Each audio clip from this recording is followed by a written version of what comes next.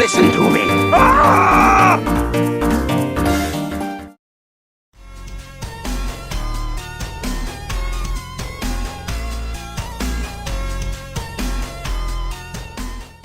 I'm sure you know what Outcome Memories is by now, but if you don't know, I'll fill you in.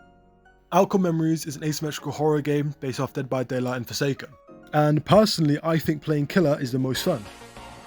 Yeah, no, I'm just lying. Playing EXE is horrible, and somehow playing Survivor is not much different. Each Survivor you can pick are either really mid or barely bearable. And crazily enough, 9 times out of 10, you don't even get to pick the character you want to play, because you get insta-locked immediately. So the game somehow has horrible killer gameplay, where they can't balance out the killers for shit, and terrible Survivor gameplay. How do they do it? Now, this video wasn't made with any ill intent. This is just something I wanted to get off my chest, same with a few other people. Now, you don't have to agree with it, you know, some other people have different opinions, that's completely fine. Before the intro finishes, yes, I will be talking about the cheating situation and the 2017-exe situation also. Other than that, hope you guys enjoy. Before we continue, I want to show you guys a clip of how terrible the anti-cheat is. I only recorded this, a few days ago? Have a look. Leave it to me! I'm out of here. Piece of cake! That was lame.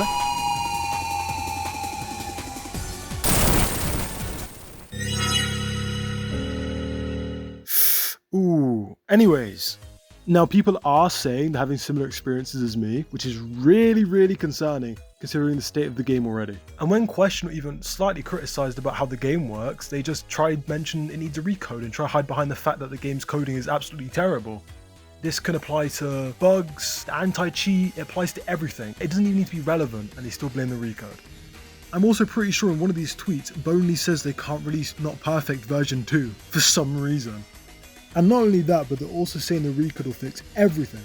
All the bugs and the glitches, as if it's not going to take another half of a year to finish. And the only reason they're prioritizing a recode is because they know fully well the recode should have been finished months ago. If anything, the game should have been perfectly stable as soon as it came out.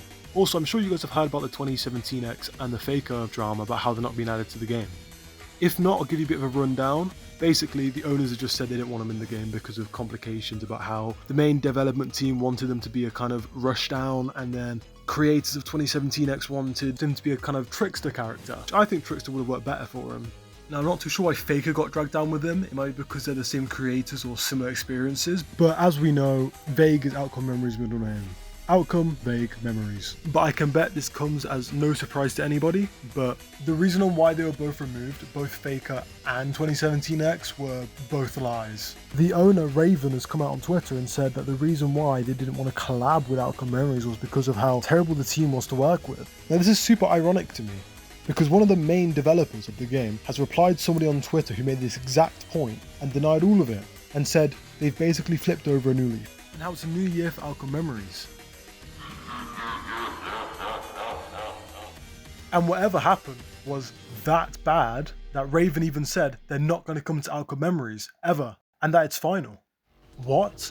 Personally, I think it's really impressive on how they keep fumbling back to back. First, there was a whole cheating scandal, this thing with Subterfuge and Faker. It's not making sense. No, I have no idea what's been going on recently, but something's up, dude. 0.3 isn't even going to come out at this point. The amount of things that have been going on within the last few months is horrible. Oh yeah, and Astronova. So the drama has been spanning on for the last few months, I believe, with a bunch of different developers. I think the main one is UU, Astra, and somebody else. Now, if you want all the details, be my guest. I'll put them all on screen now.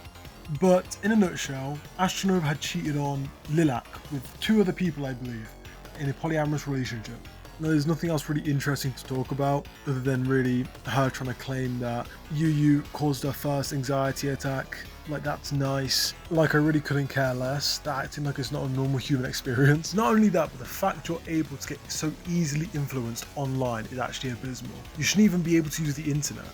Dude, if somebody across the world who you've never met in your life is telling you they're going to relapse, why would you listen to them? Why do you care? Not only that, but they said they would relapse if they messaged them. So why are you complaining about it? Even if this was my best friend telling me this, right? I'd give them some time to themselves. Why are you breaking down, making a scene about it? Don't get me wrong, they're all in the wrong here. You manipulate somebody and said, oh, I'm gonna relapse after, cheating, well, making somebody cheat on their partner, whatever, right? I understand that. But at this rate, 0.3 is just never going to come out. With the state of these developers and what they're doing, they're literally doing anything but working on the game. They're dating each other. It reminds you of those cringy groups in school. They used to just date each other back to back for no reason whatsoever. Like, why are you doing this? And keep in mind, all this drama has spanned from a relationship that lasted less than a month. Less than a month. Are you kidding me? We've had 2 lead developers leave.